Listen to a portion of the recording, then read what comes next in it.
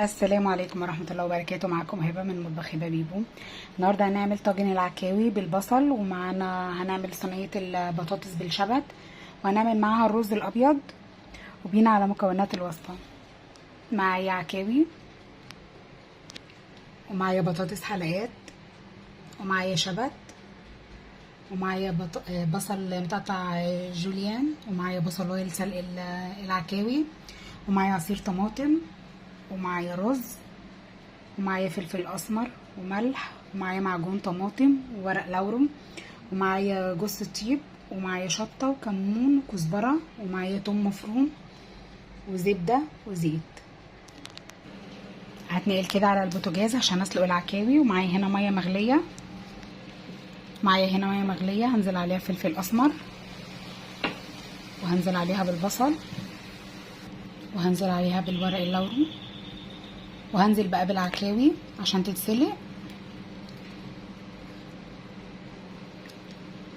حابين بقى تحطوا اي منكهات تانية، انا بحط ورق لوري وفلفل اسمر بس، مش بحب احط اي حاجة تانية، يعني بكتفي بيها يعني الورق اللوري بيدي نكهة حلوة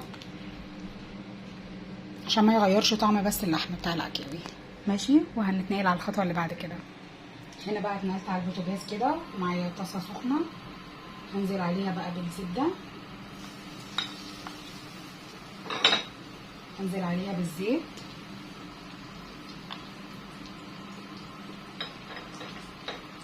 هنزل عليها بقى بكمية بصل محترمة علشان الطاجن العكاوي بيحب البصل الكتير. تمام.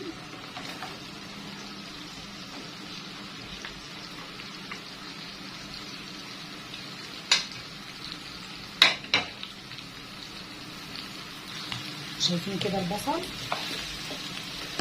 انا هسيبه بقى كده ياخد وقته بقى براحته، والعكاوي بتتسلق. انا عايزه بقى العكاوي تبقى دايبه وشاربه بقى، تبقى شاربه من صوص البصل بصلصه بعصير الطماطم. فانا بقى هسيبها كده تتشوح مع نفسها، وبعد كده هرجع لكم تاني.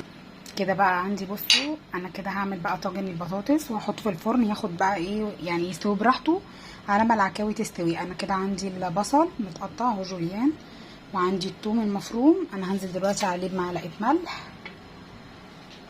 عشان اديله كده دعكه مع بعضه. بسم الله. طبعا بقى يعني هدخله كله كده في بعضه بحيث ان هو يطرى مع الثوم طبعا زي ما انتم شايفين كده. بعد كده بقى هنزل عليه ببقيه البهارات والحاجه كده بقى زي ما انتم شايفين كده. البصل بصوا بقى عامل ازاي من الملح كده. اجيب الطاجن بتاعي، بسم الله، هرص فيه البطاطس، اي بقى رصه عشوائيه بقى براحتكم. بعد كده انا ممكن انقلها في طاجن كبير شويه كده. ارص البطاطس، بسم الله،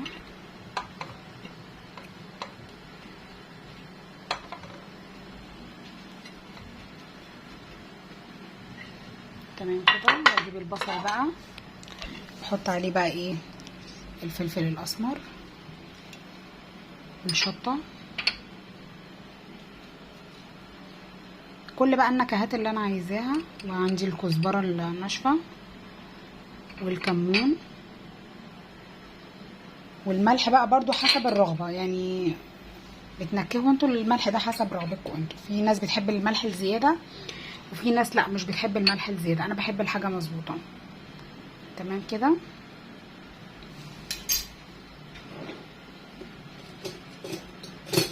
هبتدي اقلب.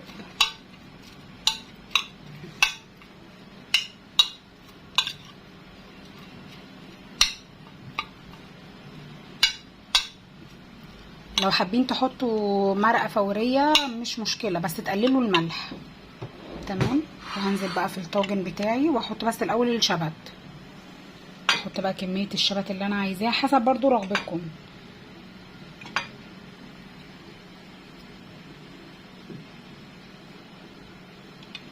وهقلب البصل بالشبت. دي الوصفة دي يعني وصفة ستي، يعني انا عارفاها من ستي الله يرحمها، وامي بتعملها يعني، فاخدت بقى الوصفة منها وقلت فرصة بقى لازم اعملها لكم. احط بقى ايه الشبت تاني. هي المكون الرئيسي بتاعها الشبت، لان هو بيديها النكهة يعني، غير البطاطس صينية البطاطس اللي احنا متعودين عليها. تمام. هبتدي بقى انزل كده.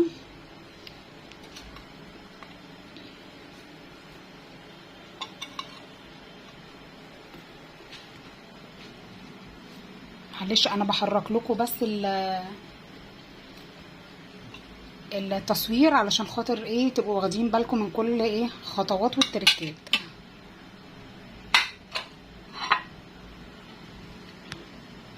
زي ما انتوا شايفين كده انا خلصت كده الطاجن اهو زي ما انتوا شايفين. هنزل بقى بالزيت، معلقتين زيت كده بس عليها، وبعد كده احط لها مكعب زبده، سمنه، اي حاجه انتوا عايزينها ايه عليها.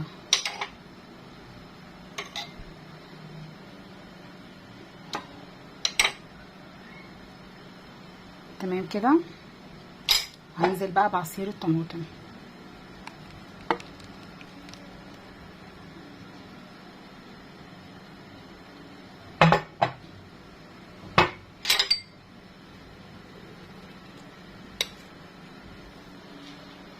زي ما انتوا شايفين كده.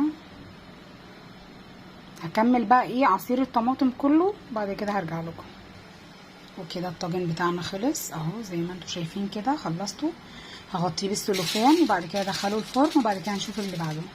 دلوقتي بقى هنبص على البصل بقى بتاعنا، شايفين بعمل ازاي. هنقلبه بسم الله. الزبده بقى مع الميه بتاعت البصل، بس ما حطيتلوش اي حاجه، هو طري. انا وطيت عليه وسبته بقى ايه يطرى مع نفسه. شايفين الشكل بقى عامل ازاي. انا دلوقتي كده هعلي النار عليه، وبعد كده بقى احط عليه واسيبه شويه، وبعد كده ارجع له تاني. هنا بقى هنبص على العكاوي بتاعتنا. بسم الله. العكاوي شغاله اهي زي الفل. بسم الله.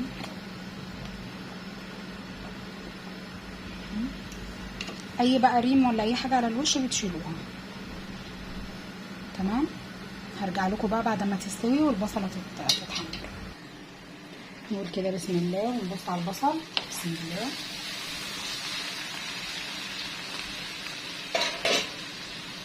شايفين كده شكله بقى عامل ازاي. هنزل بقى عليه ورقتين لوري،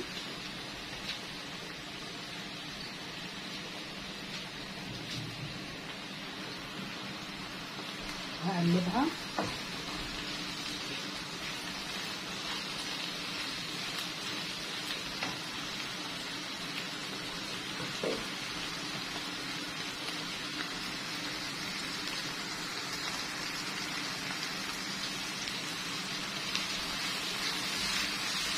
وهنزل بقى بمعلقه صلصه طماطم، معجون الطماطم.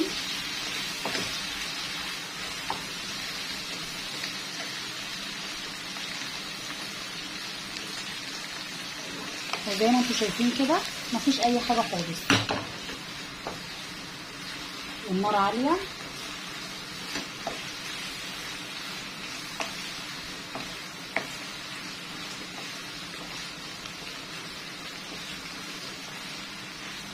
بسم الله.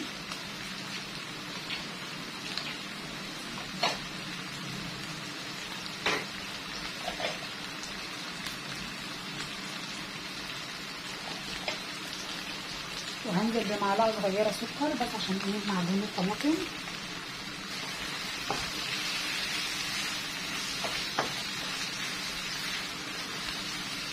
هتمشوا على نفس الخطوات دي هتاخدوا نتيجه جميله ان شاء الله. بعد كده هنزل بقى ايه صلصه الطماطم. ولو لسه معايا دلوقتي لحد دلوقتي ما تنسونيش بالاشتراك والكومنت الجميل واللايك الجميل زيكم، وربنا يا رب يحسن ما بين ايدينا وايديكم يا رب.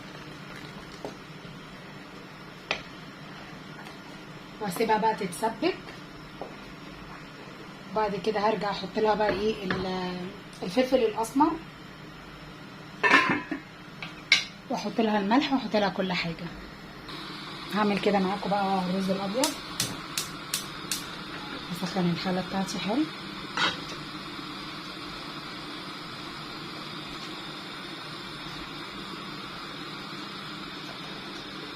الحله كده سخنت بتاعتي، انزل عليها بمعلقه 3 معالق زيت او 4 معالق زيت.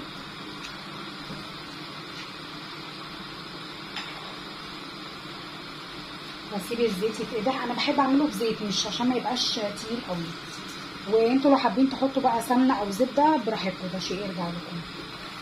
هنا التسبيكه معايا اهي شغاله.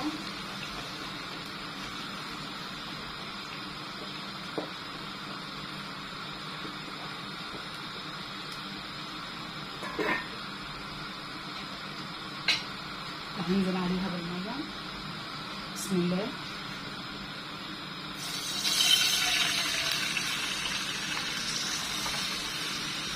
هسيب الميه تغلي وبعد كده هرجع لكم تاني. كده الميه بتاعتنا غليت. بسم الله. هنزل عليها شويه ملح، وهنزل عليها بالرز المغسول. ولو احتاج الرز ميه تاني عادي مفيش مشكله، نزود له شويه ميه.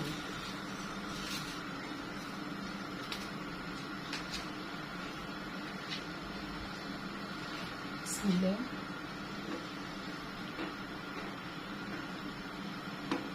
بالظبط هو بالظبط مش محتاج ميه. هنغطي عليه بقى ونسيبه يستوي، ونشوف بقى ايه التسبيكه بتاعتنا عملت ايه. رجعنا بقى نبص على التسبيكه بتاعتنا. بسم الله. شايفين بقى بقت عامله ازاي. هنزل بقى هنا دلوقتي في المرحله دي بكل التوابل بقى بتاعتي اللي عندي. تمام. وهنزل بالثوم. هنزل بالثوم بتاعي عشان يعزز النكهه بتاعتها. الثوم في المرحله دي بيخلي النكهه قويه.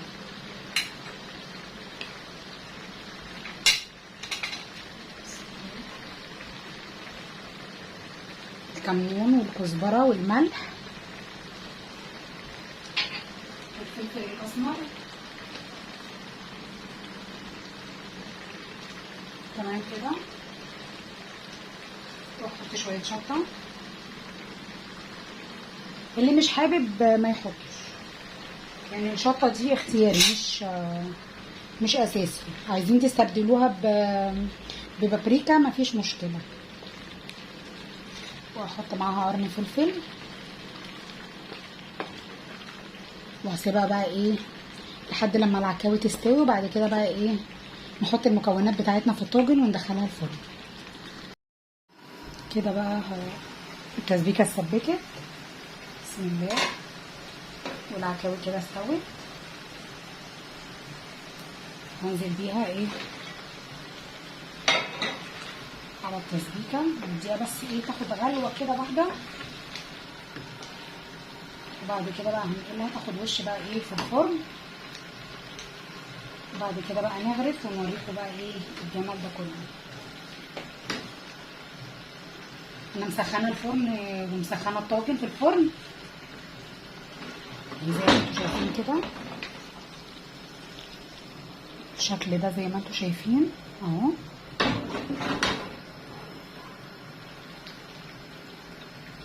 تشرب بس الصوص بس بتاع الصلصه.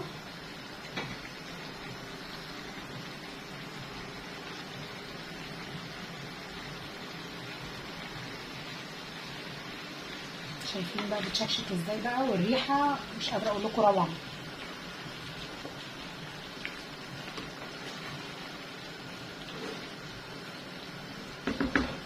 العكاوي بقت دايبه خالص، يعني مش محتاجه اي حاجه، محتاجه بس الاكل. هنقلها بقى كده في الطاجن وهحطها في الفرن كده بقى زي ما انتوا شايفين. بسم الله. الطاجن كده اهو سخن بقى. بسم الله.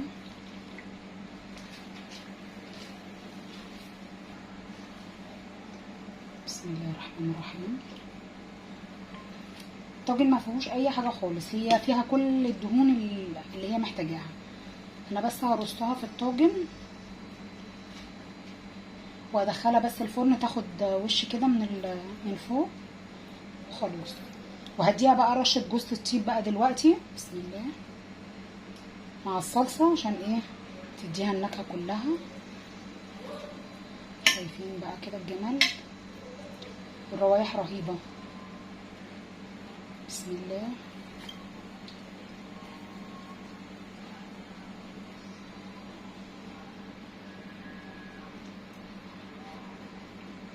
بسم الله. بسم الله كده بقى ايه انا خلصت. هديها بس رشه جوز الطيب. بسم الله الرحمن الرحيم على العكاوي نفسها، وبعد كده بقى انزل بالصلصه عليها.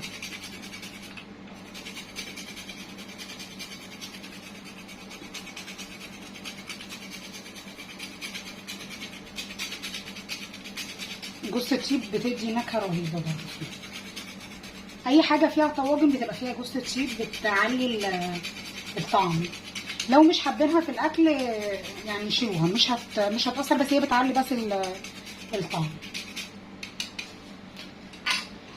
وهنزل بقى ايه بالصلصه. بسم الله.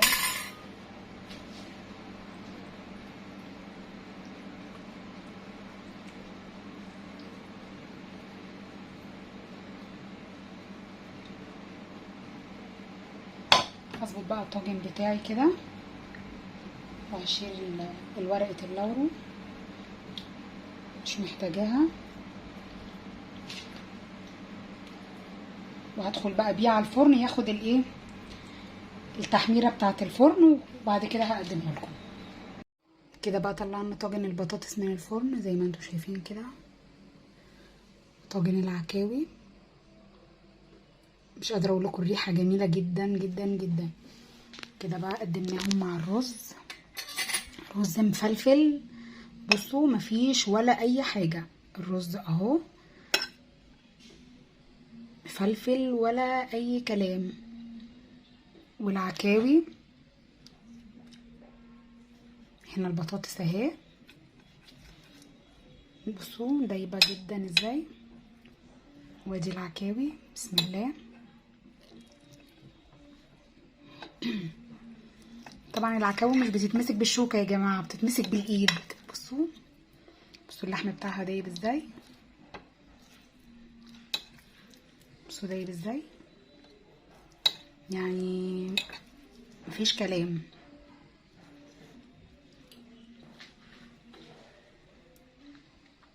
وقدمتها لكم بقى مع الشوربه، مع الخيار المخلل والجزر والفلفل السريع، والبطاطس اهيت في الطاجن. ويا رب كل وصفاتي تعجبكم، وان شاء الله اشوفكم في وصفه جديده. واي حد محتاج اي وصفه يكتب لي في الكومنتات، وما تنسونيش باللايك والاشتراك في القناه وكومنت جميل زيكم. واشوفكم على خير، وربنا يحسن ما بين ايديكم. مع السلامه.